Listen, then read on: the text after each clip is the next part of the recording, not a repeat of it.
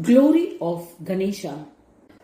Ajo vyayoham bhutatma anadirishvara evacha asthaya trigunam mayam bhavami bahu yonishu.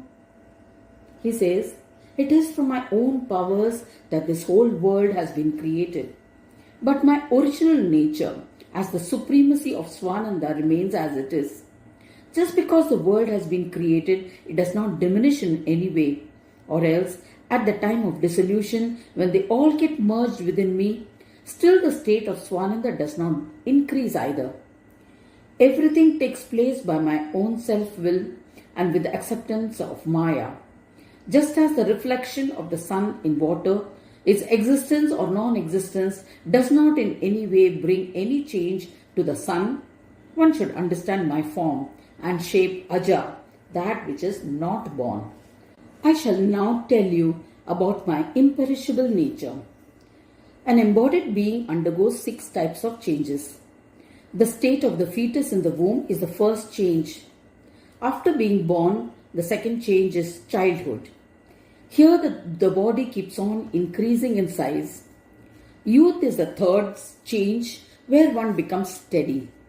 The fourth change is old age, when the body tends to get feeble. Death is the fifth change, and the state of the body without any consciousness is the sixth change. These are 6 changes that are fixed. But I do not undergo any such changes at all. Therefore, I am changeless. I am present in every embodied being as the Jivatma, but I am unaffected by the connection to the bodily affectations. Everyone is engaged in activities blinded by the enchantment of the threefold qualities of Maya and carry on in a mesmerized way. Their Atman, which is me, is forever devoid of any enchantments. Thus I, who am the soul in everyone, the soul of the world and the primordial soul, I do not have anyone before me. Therefore I am beginningless. Again, I am the Supreme Lord. I am the bestower of power and prosperity to all. But there is no one who is the bestower of prosperity on me. It is in this context that the word Eva is used in this verse. There is no mention in any of the Puranas or other scriptures of Sri Ganaraja Prabhu worshipping any other deity. How can that be possible? Sri Prabhu explains, if I worshipped someone else, it would mean that I had faced an obstacle and had to pray to someone else for destroying that obstacle. This would also mean that I am not capable of getting the object of my desire or do not have the freedom for that. It would mean that I do not have the power and so had to worship someone else to be like that. It would mean that I worshipped someone else and got the object of my desire, and so I do not have the power. My name as Vignaraj and the glory associated with it will all be fruitless. Therefore, such a thing does not happen. This is my supremacy. Again, this is the special significance of the power of Vignaraja. That is, if anyone tries to destabilize my laws by sheer arrogance or pride, then I create obstacles in his path and he shall get destroyed by his own offense. If such people redeem themselves and surrender to me, I destroy all their difficulties and forgive all their offenses and bless them with prosperity. Also, self-dependence for pleasure and complete joy and enjoyment are characteristics of divinity, bestowed only by me. They are possible only at my abode. The sexual pleasures that a man needs cannot be attained by him without participating in a sexual intercourse with a woman. Similarly, the pleasures desired by a woman requires that she indulges in it with a man. This ordinary experience of a jiva can be seen even in the relationship of Ishvara and Maheshwara. However, such a condition does not exist at the abode of Ganesha because the relation between Siddhi, Buddhi and Ganesha has not been described anywhere in any of the Puranas. Their pleasures related to man-woman relationship are self-evident and self-dependent. Sri Gajanan Prabhu says, In the state of Svananda, my being present there in full consciousness with Siddhi and Buddhi in a non-differentiated state is my undivided happiness. It has to be understood that the oneness of our souls and the absence of any division into three being clearly evident, all three of us get the joys of the male-female beingness of each other without any conjunction, because my state, being that of causal matter consciousness principle, is beyond that which is generally known as causal matter consciousness. On this subject, the example is, just as the heat and light of fire is experienced differently, and in that way, the names etc. are also dealt with differently. But then, because of that, is it possible to segregate their threesome nature? Is it not that the fire, light, and heat are one and the same in reality? In the same way, we understand that this state is my one form. Understand that the Atman in reality is the Brahmatva or divinity. He explains the same thing by giving reference to another aspect. Vishnu and his causal matter Lakshmi are to be understood as one form. But in his position, this unity does not happen at all. That is why the worship of Lakshmi is described differently in the scriptures, and the fruits are also described, experienced differently. The same thing happens to Shiva, Shakti, and Surya as well. This means that the concept of unity of causal matter, consciousness, is generally for formality only, because the pleasures and happiness of both of them are different. This is why each of their worship is stated differently. So the devotees of Vishnu have the opportunity to go to Vaikuntha after death, or they may enjoy proximity to Vishnu himself. Worshippers of Lakshmi will go to the abode of the goddesses, or they may get proximity of Shakta Brahma. Consider the same thing for Shiva, Surya and Shakti as well. But the position of Ganesha is connection with the Supreme Essence. Therefore, I am the one to create the appearance of the three and carry out my play. Thus my essence as Svananda Brahma is absolute and total. The position of Svananda and the play of the triad from my incarnation all take place with the support of the threefold Maya. The play of the triad takes place several times. Therefore, assuming the support of Maya for the embodiment of self-willed play is my incarnation. Even this incarnation takes place only for the fulfillment of a specific purpose. Adharmo panchayo dharma pachayo hi yadha bhavet sadhun sanrakshitum dushtam tadatum sambhavamyaham. For restoring dharma in the world. Whenever dharma decays and adharma gets exalted, the divine incarnates for the protection of sadhus who are established in their dharma and for killing the wicked who increase adharma. At those times, when due to the play of Maya, the effect of falsehood gains prominence and unrighteousness spreads everywhere, everyone, whether sadhu or not, becomes unrighteous and faces a downfall. There is no solution for it. At such times, for the protection of dharma, gods such as Vishnu, Shiva, etc. incarnate for the destruction of such unrighteousness and lawlessness and for the re-establishment and growth of dharma. Sometimes, when they too are defeated, I am required to incarnate. Such incarnations have taken place in the 4 main yugas. Taking into account my creative power, I have taken birth 8 crore times in the house of Shiva Parvati. In those incarnations, my powers have not always been the same. They were of different proportions. For example, the Kapila incarnation with the name of Ballal took place through Shiva. All my prosperity in that incarnation was the prosperity of Shiva. Similarly, the incarnation in the name of Pushtipati as the son of Vishnu had all the prosperity of Vishnu. However, incarnations such as Moreshwar, Gajanan, and others, though described as the son of Shiva, etc., my glory in those incarnations were far higher than Shiva, Vishnu, and others. Nevertheless, my complete incarnation has remained Svanandavasi and nowhere else. This is because my complete abode as a player in Svanandamaya is illuminated only there. My incarnations in the house of Kashyapa and others are reflections of my own self-dependence. Those kinds of incarnations are not available to Shiva, Vishnu and others. I have incarnated there for some other reason and used that incarnation for the protection of Dharma.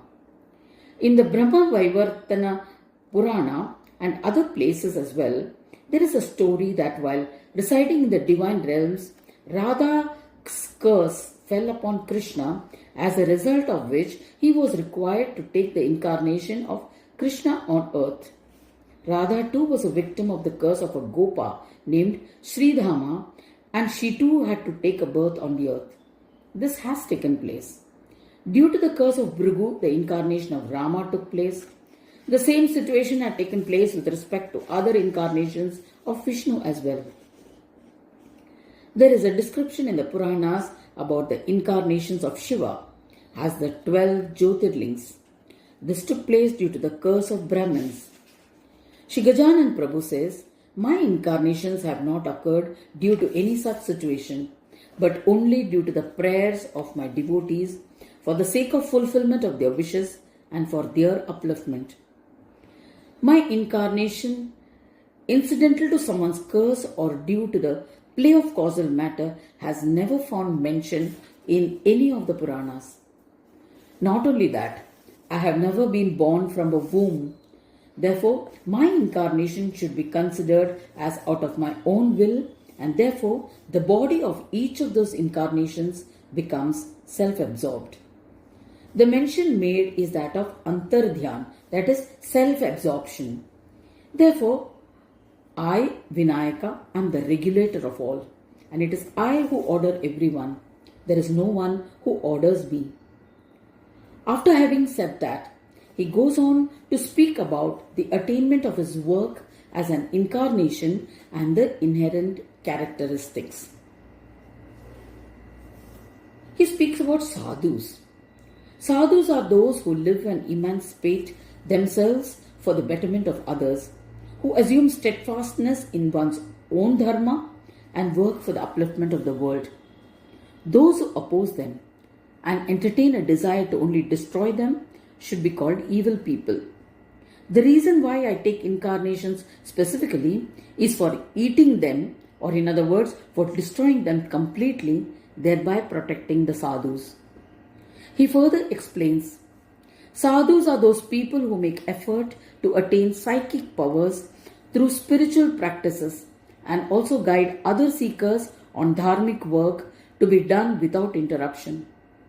For adequate protection of these sadhus, for giving protection to their spiritual practices, and also to prevent them from being lured away from their path by evil-minded people who bring obstacles in their path, I incarnate to completely destroy these evil-minded people. Shri Gajanan Prabhu says, just as I had incarnated as Mayuresh in the house of Shiva, I have incarnated in your house to kill Sindhurasur. In the same way, I also incarnate when my devotees pray to me wholeheartedly. By taking those incarnations, how is it that I manage to accomplish restraint and work involving a blessing? How is it done? He describes this in the 11th verse. Uchidhya dharma nichayam dharma samsthapayamyaham hanmi dushtamscha daityanscha nana lila karo muda.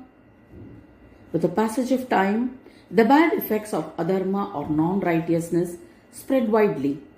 I incarnate to rout it out and to establish dharma.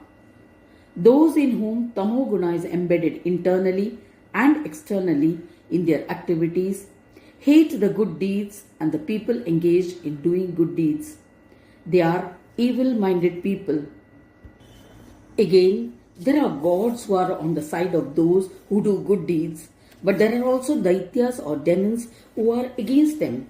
They are always indulging in actions that are destructive for those who do good and noble deeds, in order that the gods may be destroyed.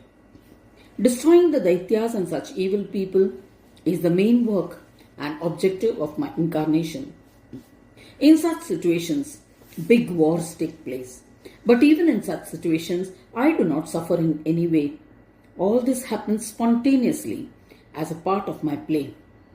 If I truly decide, I can destroy all of them in one stroke. But I prefer to play. That is why huge wars take place. In other words, all those things takes place in a state of great amusement. All the players in the play are fools. In short, for my devotees to be happy and who are non-devotees, that is evil-minded people, like the daityas, may be destroyed, all that play happens as a consequence of my taking form. Varnashraman munin sadhun palaye bahurupadruk evam yo veti sambhutim mama divyam yuge yuge. Shri Gajanan Prabhu says, please try and understand the mystery of my undertaking an incarnation. Then only you will be able to attain spontaneous disinterestedness. As per the laws of Dharma, there are 4 classes of human beings: the Brahmins, the Kshatriyas, the Vaishyas and the Shudras. These 4 classes have their own rules of living, which are actually for safeguarding their own interest. Those who learn the Shastras by heart, give up Maya, and are only engaged in the contemplation of Brahma are called Munis.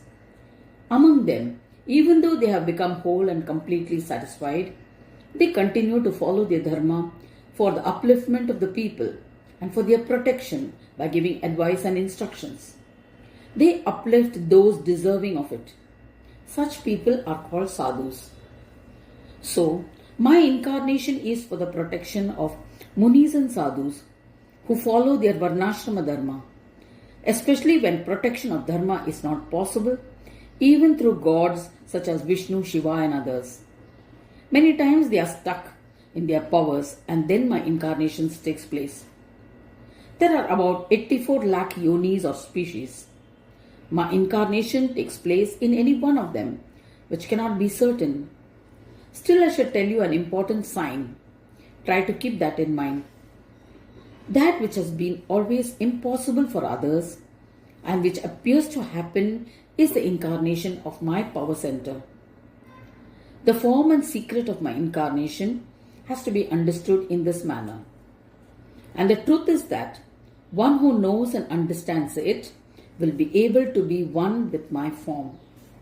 Once again, you have to understand that the work of my incarnations is the most divine amongst everything, because Shiva and Parvati had done years and years of severe penance so that I should come as their son. In other words, that is the power of their austerities. Their actions in the form of my worship and the fruits that they gained as a result thereof were verily the driving force that a part of me took incarnation in their house. This secret is given in the sloka Tat Kamancha Viryacha Mama Rupam Samastaha. Tat Karma Cha Viryam Cha Mama Rupam Samasataha Tyaktva Mamata Buddhim Na Punarbhusa Jayate. In short, the accumulated merits of penance of the highest class of devotees contribute to the taking of an incarnation. This is divinity. The supreme divine, the Brahmanaspati, who has no going and coming, who neither goes anywhere nor comes anywhere. He just takes divine birth. After speaking about the divine nature of the play of incarnations, and only that human being who makes an effort to understand and acquaint himself with it, such a consciousness alone is worthy of working towards attaining the siddhi of Jnana Yoga. Srimad Gargya Maharshi writes in his commentary, any seeker who is thirsty for knowledge of yoga alone is able to understand my divine birth in the true sense, which is absolutely devoid of any covering of ignorance. Shri Gajanan Prabhu says, what has to be understood is that the main incident related to a particular incarnation is the work, meaning, and the inspirational authority for taking up that incarnation. It relieves from that trouble, and the courage that is revealed in each one of those incarnations, along with the specific impact of power, is the finest and most distinctive feature of that incarnation. That is my part, which is demonstrated to everybody. He is not the embodiment of the complete self-knowing of his glory. The devotee who knows everything from the time of taking up the incarnation till its completion, all the past that I get revealed and experienced gets liberated from all sins. I am prepared to reveal all the knowledge of my past to such a devotee. In other words, he gets so firmly established in Jnana Yoga that he becomes liberated from his ego. Either a devotee of Ganesha does penance, or gods like Ishvara, Maheshwara or others do penance, so that Ganesha may incarnate for the destruction of some Daitya. Then, incommensurate with the strength of that penance, Ganesha's incarnation takes place. The expectations one has while undertaking the penance is called vasana. It is due to vasana that the cycle of birth and death keeps taking place. The fulfillment of that vasana and its asuric tendency has to be destroyed. So the divine work of the incarnation involves the annihilation of the asura, for which supreme courage is required. So the power of penance that leads to the manifestation of an incarnation, and the valor that is demonstrated, is the meaning of Ganesha's incarnation. For Gajanan Prabhu says that the devotee who does penance with the expectation of my incarnation attains expatriation and becomes firmly established in jnana and attains psychic powers of the divine, mainly due to the work done through that incarnation. Thus the accomplished Karma Yoga sadhak becomes completely free of delusion and thereafter attains steadfastness in Jnana Yoga. This state is expressed as Asan Sakti. It is characterized by complete disinterestedness towards everything. In Karma Yoga, there is awareness of the illusory nature of all things, and therefore one should hold on to Jnana Yoga with determination. The sadhak who becomes proficient in Jnana Yoga has a non-differentiated awareness of everything. Therefore, there is no possibility for the vicissitudes of Maya. In such a state of divine awareness, there is no karma. Then, where does the question of surrender to Brahma arise? Since there is awareness of being connected to Maya, till the time of death, the sense of I and mine dominate. When Ganesha takes an incarnation for a specific purpose, after the completion of the work, he becomes self-absorbed. Awareness of these experiences too are there only till the time of death. When one experiences being in the state of, which is represented by the statement Aham Brahmasmi, meaning I am Ganesha's form, then such an experience that I or my son was Ganesh, etc., does not occur. Such type of belongingness melts away. In the original shloka, Tyaktva Aham Mamata Buddhi has been mentioned.